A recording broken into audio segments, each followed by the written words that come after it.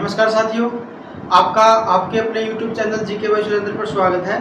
साथियों, आज हम प्रोटीन के बारे में जानेंगे। हमारे जो पोषक तत्व है जो हमारे भोजन में मौजूद होते हैं, ठीक है जी, तो उनमें से एक है प्रोटीन। देखिए साथियों, जो सबसे पहले प्रोटीन जो है अपने को पता होना चाहिए प्रोटीन किन किन चीज़ों से मिलकर बना हुआ है, यानी कि कम्बिनेशन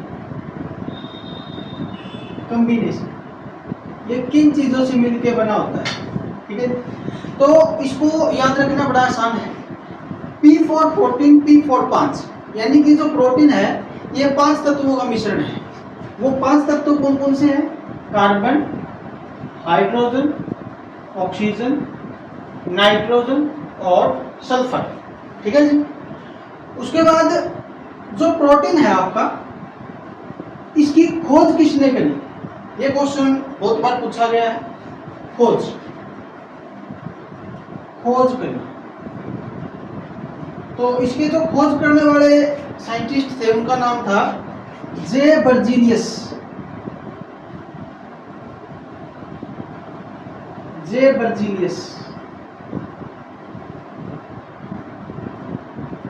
ये करी थी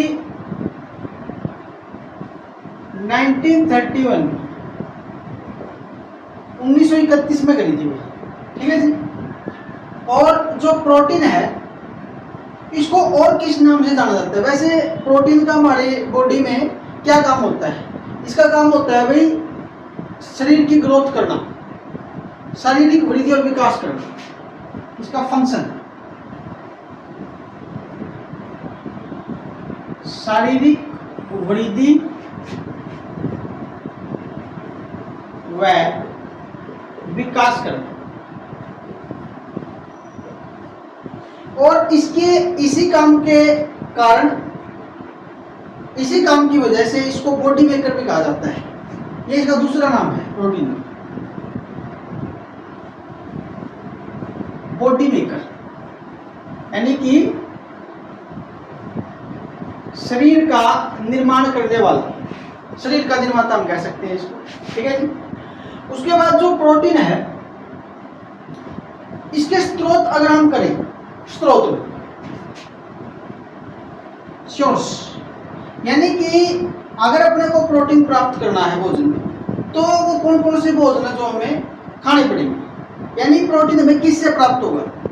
तो इसके जो सोर्स है साथियों, इसका जो सबसे बेस्ट सोर्स होता है वो होता है सोयाबीन।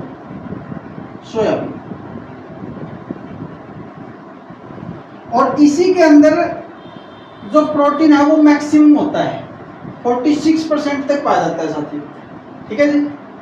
और उसके बाद मिलता है जी दाल में। दाल में होता है साथियों 25 to 30% प्रोटीन की मात्रा। और भी इसके सोर्सेज हैं, जैसे कि आपका दूध है, अंडा है, मांस है, मछली है, पनीर है, ठीक है, मशरूम है,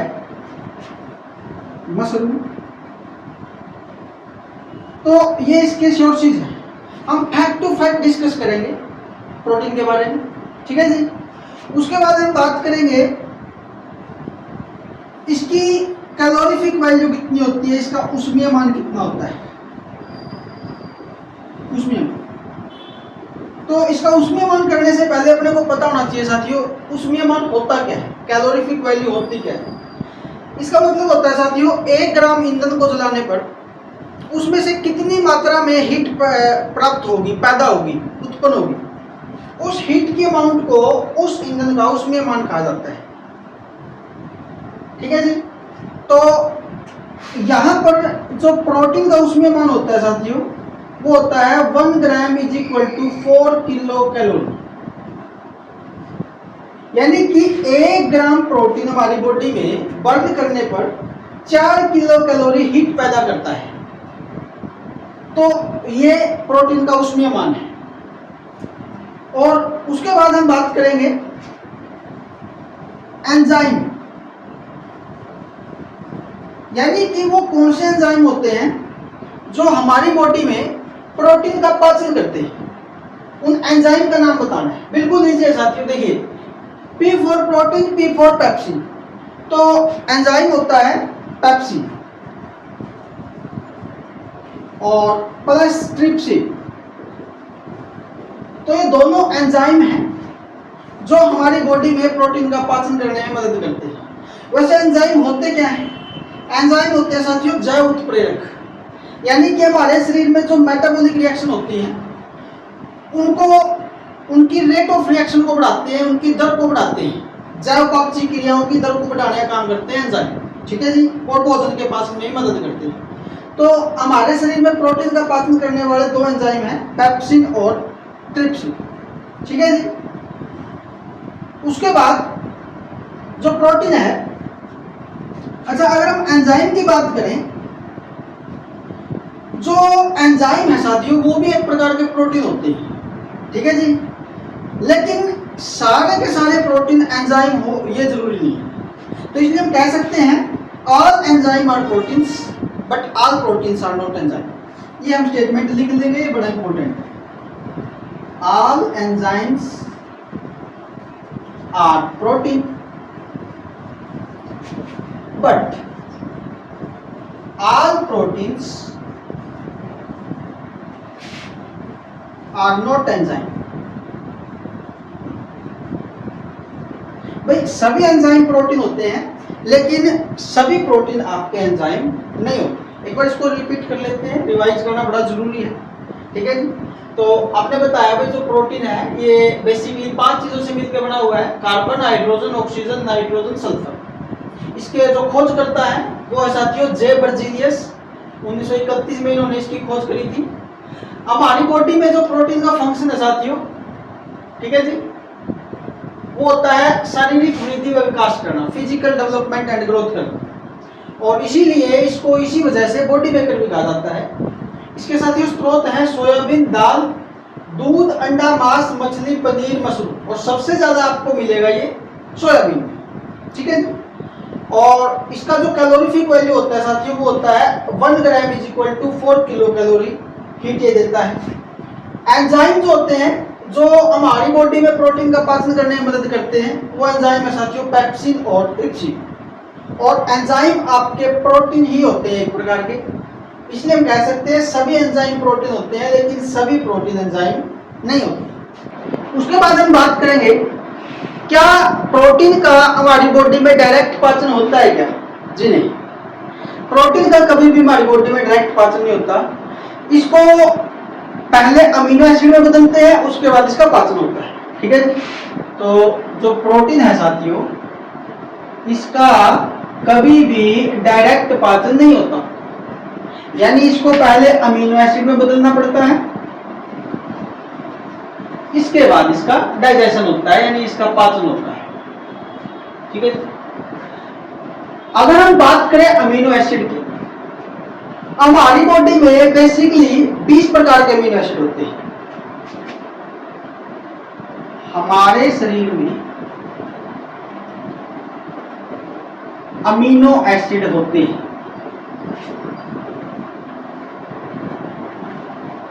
तो ये होते हैं साथियों 20 प्रकार।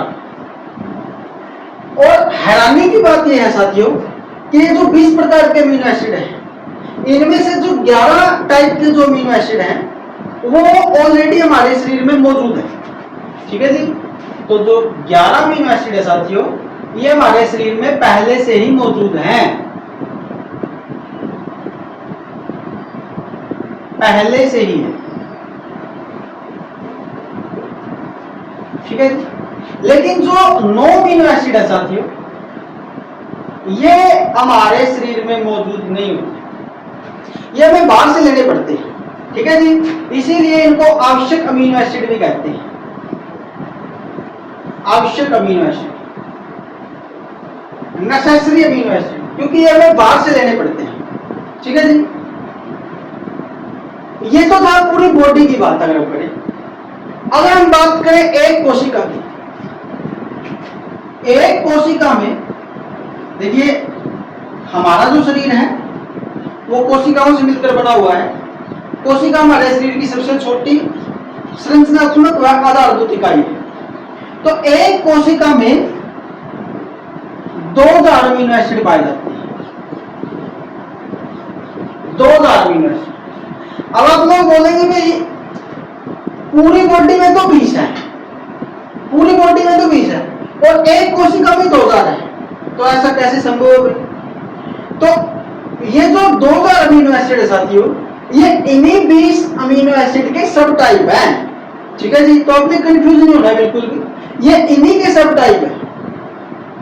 उसके बाद हम बात करेंगे भाई प्रोटीन हमारे हर रोज के खाने में जरूरी क्यों है? बहुत जरूरी है प्रोटीन हर रोज के खाने में जरूरी है। क्यों है? उसका कारण है कि प्रोटीन के अंदर नाइट्रोजन होता है, लिख देंगे, क्योंकि इसमें नाइट्रोजन है।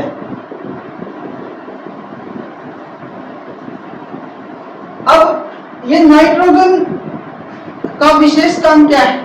भाई ये हमारे सेल डिवीजन में मदद करता है, कोशिका विभाजन में मदद करता है, क्योंकि इसमें नाइट्रोजन है जो कोशिका विभाजन में सहायक है, ठीक है जी। भाई कोशिका विभाजन यानी कि सेल डिवीजन, भाई जब एक सेल से 2 बनेंगी, 2 से 4 बनेंगी, 4 से 8 बनेंगी, तभी तो हमारी बॉडी की ग्रोथ होगी। और उस कोशिका विभाजन में कौन मदद करेगा? नाइट्रोजन। और नाइट्रोजन की खास बात क्या है कि ये हमारी बॉडी में स्टोर नहीं होता, ये हमें बाहर से लेना पड़ता है। तो बाहर से लेना पड़ेगा यानी कि किस में मिलेगा? ये प्रोटीन में मिलेगा। और शरीर की ग्रोथ के लिए कोशिका विभाजन जरूरी है, ठीक है जी। तो इसीलिए हमारे हर रोज के खाने में भी प्रोटीन जरूरी है। अब कितना जरूरी है भाई? अगर हम बात करें कितना जरूरी है, तो अगर हम बात करें हमारे शरीर के 1 किलो वजन के अनुसार जरूरी है, किसके अनुसार जी? 1 किलो वजन के अनुसार।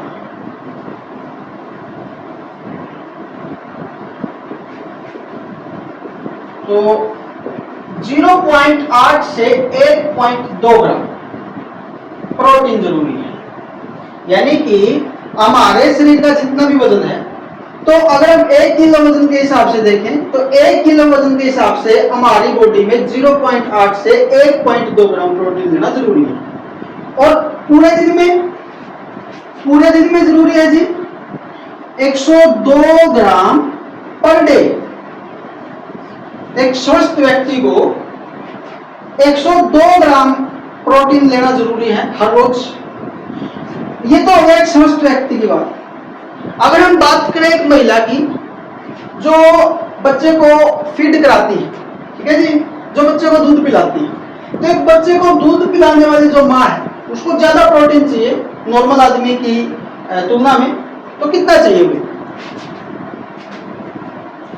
बच्चे को दूध पिलाने वाली माँ के लिए 120 ग्राम प्रोटीन जरूरी है भाई पर डे, यानी कि 120 ग्राम पर डे प्रोटीन जरूरी है, ठीक है जी। उसके बाद हम बात करेंगे भाई अगर प्रोटीन की मात्रा ज्यादा लेते हैं तो समस्या, कम लेते हैं तो समस्या। अगर हम ज्यादा ले लें, अगर हम हमारे भोजन में प्रोटीन की मात्रा ज्यादा लेते हैं, ज्यादा प्रोटीन लेने से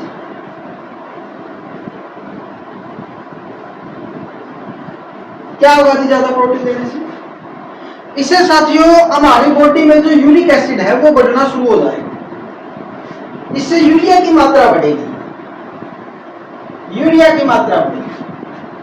और जैसे जैसे यूरिया की मात्रा बढ़ेगी हमारी ज्वाइंट्स में यूरिक एसिड स्टोर होना शुरू हो जाएगा, इकट्ठा होना शुरू हो जाएगा, जिससे व्यक्ति विशेष को उठने बैठने में समस्या आएगी। और उस बीमारी का नाम होता है साथियों गठिया। गठिया रोग, गाउट जिसको हम कह देते हैं, ठीक है, गठिया रोग। तो ये आपने बताया भाई प्रोटीन के बारे में। एक बार देख लेते हैं, रिवाइज कर लेते हैं। देखिए प्रोटीन का हमारी बॉडी में कभी भी डायरेक्ट पाचन नहीं होता, इसको पहले अमीनो एसिड में बदलना पड़ता है, फिर जाके इसका डाइजेशन होता है हमारी बॉडी में, ठीक है जी। और हमारे शरीर में जो अमीनो एसिड है वो बेसिकली 20 प्रकार के होते हैं, जिनमें से 11 हमारी बॉडी में ऑलरेडी पहले से मौजूद है, 9 जो है वो हमें बाहर से लेने पड़ते हैं। जो बाहर से लेने पड़ते हैं उनको जरूरी अमीनो एसिड कहते हैं, और जो पहले से मौजूद होते हैं इनको अनावश्यक अमीनो एसिड कहते हैं। लेकिन अगर हम बात करें एक कोशिका में साथियों 2000 अमीनो एसिड होते हैं, जो इन्हीं के सब टाइप हैं। ये जो 20 टाइप जो अमीनो एसिड हैं इन्हीं के सब टाइप। प्रोटीन आपने बताया हमारे हर रोज के खाने में जरूरी है। ये इसलिए जरूरी है क्योंकि इसमें नाइट्रोजन होता है जो हमारे शरीर में कोशिका विभाजन में मदद करता है, और ये हमारी बॉडी में स्टोर नहीं होता, ठीक है जी। उसके बाद आपने बताया भाई कितना प्रोटीन लेना जरूरी। 1 किलो वजन के अनुसार 0.8 से 1.2 ग्राम, और एक स्वस्थ व्यक्ति को पूरे दिन में 102 ग्राम, और एक महिला जो बच्चे को दूध पिलाती है उसके लिए 120 ग्राम पर डे प्रोटीन लेना जरूरी है। ज्यादा प्रोटीन लेने से समस्या होगी, कम लेने से भी समस्या होगी। ज्यादा लेने से क्या समस्या होगी साथियों, यूरिया बढ़ना शुरू हो जाएगा बॉडी में ज्यादा मात्रा में, एक्सेस अमाउंट में, जिससे यूरिक एसिड हमारी जॉइंट्स में इकट्ठा होना शुरू हो जाएगा, और व्यक्ति विशेष को उठने बैठने में समस्या होगी, और उस बीमारी को बोल देंगे गठिया। अगर हम प्रोटीन कम लेते हैं, प्रोटीन कम लेने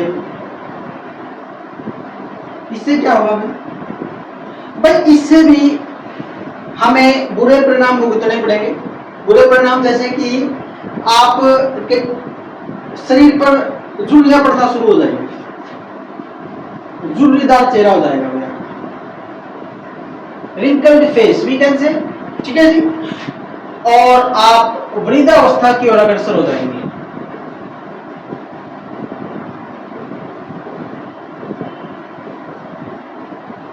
अग्रसर हो जाएंगे, ठीक है जी।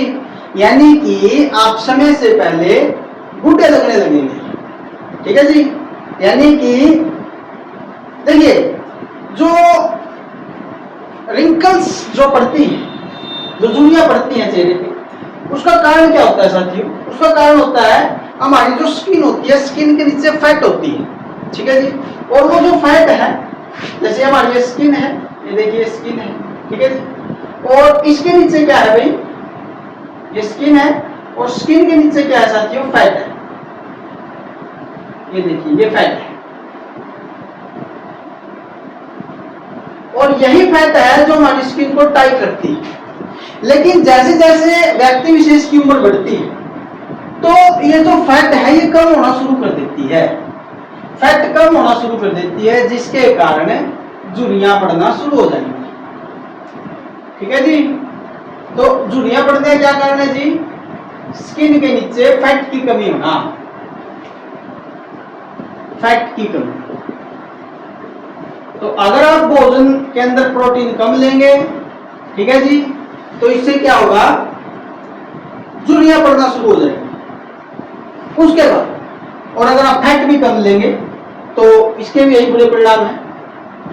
उसके बाद अगर हम बात करें प्रोटीन कम लेने से खासकर बच्चों में 2 प्रकार की बीमारियां पाई जाती हैं।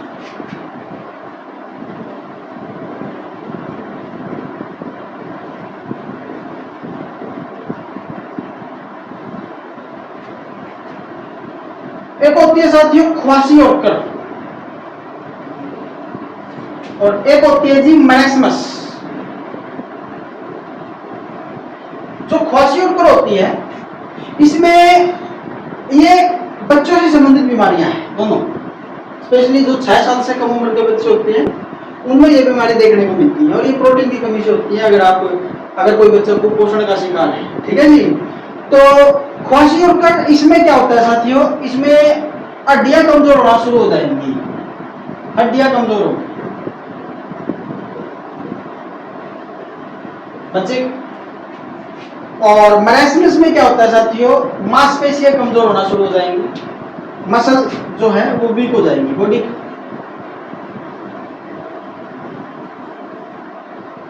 तो ये तो हमने बात करी भाई प्रोटीन अगर हम कम लेते हैं, ये ज्यादातर बच्चों में चाइल्ड डिजीज है जी, बच्चों से संबंधित बीमारियां। और अगर बड़े कम लेते हैं प्रोटीन बड़े भोजन में तो झुर्रियां पड़ना शुरू हो जाएंगी चेहरे पे और शरीर पे, ठीक है जी, आप समय से पहले आप बुढ़े हो जाएंगे। उसके बाद अगर हम बात करें टेस्ट, भाई अगर अपने को चेक करना है भोजन के अंदर प्रोटीन है या नहीं, तो उसके लिए हम क्या करेंगे, उसके लिए हम साथियों क्या करेंगे, एक बीकर लेंगे, ठीक है जी, और बीकर में एक सॉल्यूशन दे देंगे। वो सॉल्यूशन होगा साथियों HNO3 सॉल्यूशन, HNO3 यानी कि निट्रिक एसिड सॉल्यूशन, ठीक है। और भोजन के टुकड़े को, ये भोजन का टुकड़ा है जी, भोजन का टुकड़ा, इसको हम डिप करेंगे इसके अंदर, इस सॉल्यूशन में डिप कर लेंगे, डुबो देंगे और डुबो कर बाहर निकाल देंगे। डुबोने के पश्चात यानी डुबोकर बाहर निकालने के बाद अगर इस भोजन के टुकड़े का रंग या तो येलो हो गया या फिर ऑरेंज हो गया, यानी क्या तो पीला हो गया या संतरी हो गया, तो इसका मतलब इसके अंदर प्रोटीन मौजूद है।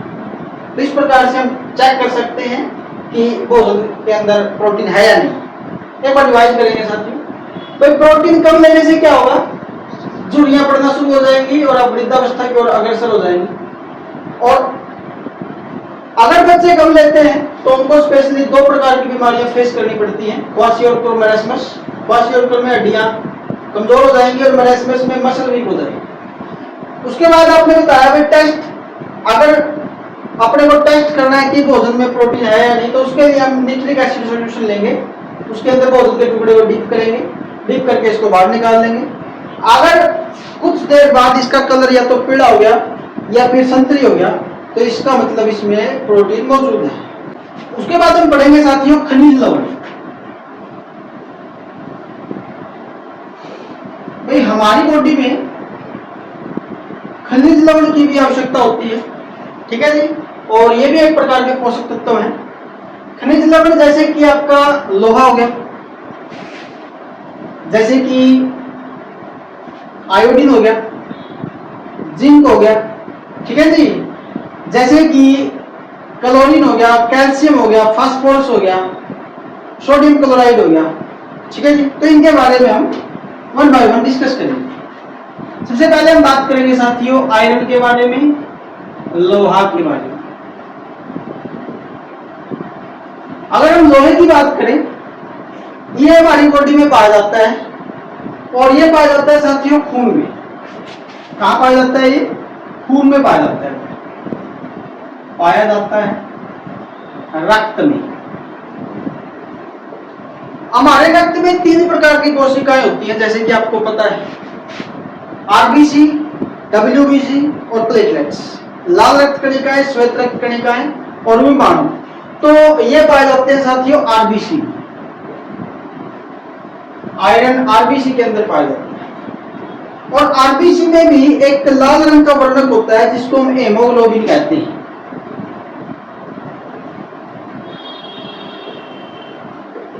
अगर हम हेमोग्लोबिन को तोड़ें, हेमोग्लोबिन 2 शब्दों से मिलकर बना हुआ है, हेमो प्लस ग्लोबिन। इसी हेमोग्लोबिन के कारण हमारे खून का रंग लाल होता है। खून के लाल रंग का कारण, खून के लाल रंग का कारण है साथियों हेमोग्लोबिन, ठीक है जी। और अगर हम हेमोग्लोबिन को देखें, हेमो प्लस ग्लोबिन, हेमो का मतलब होता है साथियों आयरन और ग्लोबिन का मतलब होता है प्रोटीन, यानी कि हेमोग्लोबिन के अंदर ही आयरन पाया जाता है और हेमोग्लोबिन आरबीसी में पाया जाता है और आरबीसी आपके रक्त में पाई जाती है। तो डायरेक्टली एंड इनडायरेक्टली हम कह सकते हैं लोहा किसके अंदर पाया जाता है, खून में पाया जाता है, ठीक है जी। अगर हमारे शरीर में आयरन की कमी होती है, हमारे खून में आयरन की कमी होती है, तो इससे जो बीमारी होगी उसका नाम होगा साथियों अरक्तता। अरक्तता, अनीमिया कह देते हैं इसको इंग्लिश में। शरीर में खून की कमी होना, ठीक है जी। आयरन की कमी होगी तो ऑटोमेटिक खून की कमी होगी, खून की कमी होगी, ठीक है जी। और अगर आयरन ज्यादा है, अगर आयरन ज्यादा है तो इससे जो बीमारी होगी साथियों वो होगी लोहमीयता, जिसको हम सिडोसिस भी कह देते हैं इंग्लिश में। उसके बाद हम बात करेंगे साथियों जो लोहा है इसकी सोर्स क्या है, यानी अगर अपने को लोहा प्राप्त करना है तो अपने को क्या खाना पड़ेगा, स्रोत। तो इसका जो बेस्ट सोर्स है साथियों वो है हरी सब्जियां, हरी सब्जियां, ठीक है जी। तो ये आपने बताया साथियों आयरन के बारे में। उसके बाद है जिंक, जिंक। अगर हम बात करें जिंक की, जिंक का सबसे पहले हम स्रोत कर लेते हैं भाई। अगर अपने को जिंक प्राप्त करना है तो क्या खाना पड़ेगा, तो इसके जो बेस्ट सोर्स है साथियों वो है अखरोट और मांस, और भी बहुत सारे ये मुख्य हैं। और जिंक की कमी से, जिंक की कमी से जो बीमारी होगी उस बीमारी का नाम होता है साथियों डिसयूजा। डिसयूजा क्या होता है जी, डिसयूजा? डिसयूजा इस बीमारी में क्या होता है साथियों, हमारी जो जीभ है वो कुछ समय के लिए टेस्ट को पहचानना बंद कर देती है। टेस्ट को पहचानना क्या कर देगी, वो बंद कर देगी, तो उस बीमारी का नाम होगा जी डिसयूजा, और ये जिंक की कमी से होती है। तो ये आपने बताया भाई आयरन और जिंक के बारे में। देख लेते हैं एक बार। आयरन ये कहां पे मिलेगा, हमारे खून में मिलेगा, खून में आरबीसी के अंदर, और आरबीसी में भी हेमोग्लोबिन के अंदर, ठीक है जी। तो खून के लाल रंग का कारण ही हेमोग्लोबिन होता है, और हेमोग्लोबिन के लाल रंग का कारण होता है साथियों आयरन, ठीक है जी। और आयरन के लाल रंग का कारण होता है जी ऑक्सीजन का होना, ठीक है जी, यानी कि खून में ऑक्सीजन भी होती है। आयरन की कमी, ठीक है जी, इसी ऑक्सीजन को जो ब्लड का वैसे बेसिकली क्या काम होता है साथियों, ब्लड का काम होता है हमारी पूरी बॉडी में ऑक्सीजन की सप्लाई करना। आयरन की कमी से जो बीमारी होगी वो होगी जी अरक्तता यानी कि एनीमिया, और अगर आयरन ज्यादा होता है तो इससे होने वाली बीमारी होगी जी लोहमीयता, सिडोसिस, और इसके स्रोत साथियों हरी सब्जियां। जिंक की कमी से जो बीमारी होगी वो होगी डिसयूजा। इस बीमारी में जो हमारी जीभ है वो कुछ समय के लिए टेस्ट को पहचानना बंद कर देती है, और इसके जो बेस्ट स्रोत हैं वो है अखरोट और मांस। अगला खनिज लवण है साथियों आयोडीन। आयोडीन सबसे पहले हम बात करेंगे आयोडीन की कमी से होने वाली बीमारी, कमी से होने वाला रोग। तो इसकी कमी से जो बीमारी होती है साथियों वो होती है गेंगा बीमारी। गेंगा, इसको इंग्लिश में गोइटर भी कहा जाता है। इसमें क्या होता है साथियों, गले में उभार बन जाता है आयोडीन की कमी से, ठीक है जी। तो जैसे ही गले में उभार बनेगा उस बीमारी को गेंगा कहते हैं। और एक बीमारी होती है साथियों क्रेटिनता, ये भी आयोडीन की कमी से होती है। इसको देसी भाषा में कनपेट भी कह देते हैं, यानी कान के पीछे उभार बनना, ठीक है जी। तो ये दोनों बीमारियां आयोडीन की कमी से होती है। अगर हम इनके स्रोत की बात करें, भाई क्या खाना पड़ेगा अपने को अगर आयोडीन प्राप्त करना है, तो इसके लिए अपने को आयोडीन युक्त नमक खाना पड़ेगा भाई, आयोडीन युक्त नमक।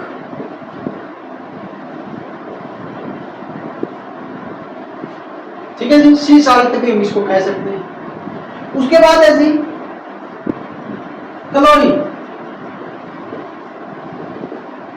क्लोरीन का काम क्या है साथियों, फंक्शन क्या है हमारी बॉडी में?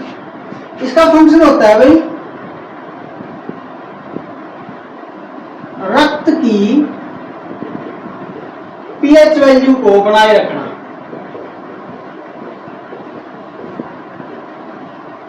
हमारी बॉडी में ब्लड की पीएच वैल्यू को बनाए रखना, यह काम होता है साथियों क्लोरीन। अब ये पीएच वैल्यू क्या होता है ये जानना बड़ा जरूरी है, ठीक है जी। पीएच वैल्यू की फुल फॉर्म होती है साथियों पावर ऑफ हाइड्रोजन, हम पहले भी ये डिस्कस कर चुके हैं। कोई भी पदार्थ कितना अम्लीय है या कितना अक्षारीय है, उसके सतर को मापने की इकाई उस पदार्थ की पीएच वैल्यू कहलाती है। तो जो ब्लड की पीएच वैल्यू होती है साथियों, वो होती है 7.4। इसका मतलब देखिए पीएच वैल्यू जो होती है वो 0 से लेकर 14 तक होती है, 7 इसका मिड पॉइंट होता है। अगर किसी पदार्थ की पीएच वैल्यू 7 से कम है तो वो पदार्थ अम्लीय है, और अगर 7 से ज्यादा है तो वो पदार्थ अक्षारीय है, और अगर पूरी 7 है तो वो पदार्थ साथियों उदासीन होता है, न्यूट्रल होता है।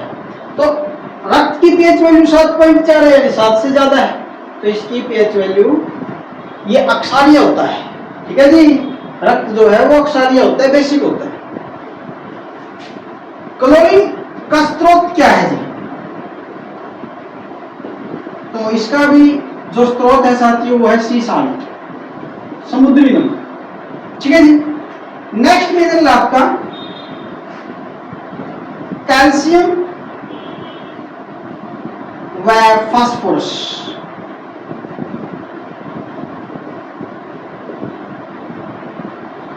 कैल्शियम और फास्फोरस, देखिए जो कैल्शियम और फास्फोरस है इनका काम होता है हमारी हड्डियों को मजबूती देना और दांतों को मजबूती देना, ये इनका काम है। हड्डियों व दांतों को मजबूती देना। और इसके स्रोत क्या है भाई? तो इसका स्रोत है साथियों दूध और केला, बनाना बेस्ट है।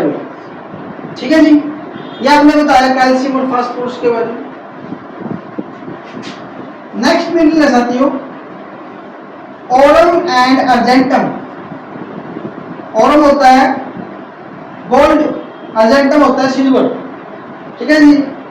तो अगर इनकी कमी होती है हमारे शरीर में, कमी होने से कौन सी बीमारी होगी जी? मेमोरी लॉस की बीमारी हो जाएगी, यानी कि व्यक्ति विशेष की जो याददाश्त है वो कमजोर हो जाएगी साथियों। और इसका जो सोर्स है वो है जी स्वर्णभस्म। स्वर्णभस्म ये इसका बेस्ट सोर्स है। ठीक है। उसके बाद है जी सोडियम क्लोराइड, NaCl, साल्ट है जी भी एक प्रकार का, और ये हमारी मसल कॉन्ट्रैक्शन में मदद करता है।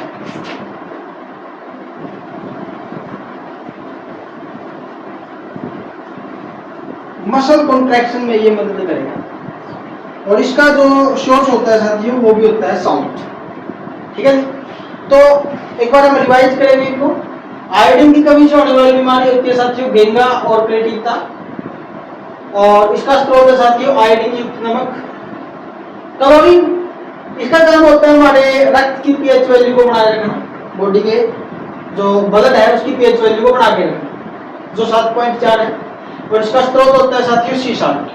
कैल्शियम और फास्फोरस का काम होता है हड्डियों को मजबूती देना, दांतों को मजबूती देना। इसके स्रोत है साथियों दूध और केला। ओरम एंड अर्जेंटम, ये इनकी कमी से मेमोरी लॉस होता है। ठीक है जी। और इसका स्रोत है स्वर्णभस्म और अखरोट। ठीक है जी। सोडियम क्लोराइड का काम होता है साथियों मांसपेशियों में संकुचन पैदा करना, और इसका स्रोत होता है जी सी सॉल्ट।